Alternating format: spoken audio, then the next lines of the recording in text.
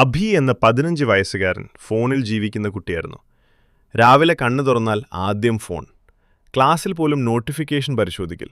വീട്ടിൽ അമ്മ വിളിച്ചാലും 1 മിനിറ്റ് എന്ന മറുപടി. ഒരു ദിവസം സ്കൂളിൽ പെട്ടെന്നൊരു ക്ലാസ് ടെസ്റ്റ് എടുത്തു. അഭി രാത്രി ആകെ റീൽസ് കണ്ടിരുന്നതിനാൽ ഒന്നും പഠിച്ചിരുന്നില്ല. ക്ലാസ്സിൽ പേപ്പർ കിട്ടിയപ്പോൾ തല ശൂന്യം. മാർക്ക് വളരെ കുറഞ്ഞു. റീൽസ് എടുക്കാനും തമാശയ്ക്കും കൂടെ നിന്ന കൂട്ടുകാർ കളിയാക്കി ചിരിച്ചു. അവർക്കെല്ലാം നല്ല മാർക്കുണ്ടായിരുന്നു.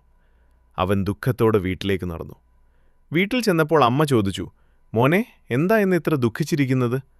അഭി പറഞ്ഞു, അമ്മേ, ഫോൺ എൻ്റെ സമയം മുഴുവൻ തിന്നുകയാണ്. അമ്മ പുഞ്ചിരിച്ചു പറഞ്ഞു, ഫോൺ നല്ലതാണ്, പക്ഷേ അത് നിന്റെ ഉടമയാകരുത്. നീ അതിൻ്റെ ഉടമയാവണം. അന്നു മുതൽ അഭി തീരുമാനിച്ചു, എനിക്ക് മാറിയേ പറ്റൂ. രാത്രി 9 ശേഷം ഫോൺ ഓഫ്. ദിവസം 1 മണിക്കൂർ പഠനം. വൈകുന്നേരം കളിയും വായനയും. 1 മാസം കഴിഞ്ഞപ്പോൾ അഭിയുടെ മാർക്കുകൾ ഉയർന്നു. അധ്യാപകൻ പറഞ്ഞു, അഭി, നീ മാറിയിരിക്കുന്നു. ഇപ്പോൾ വളരെ മിടുക്കനാണ് നീ.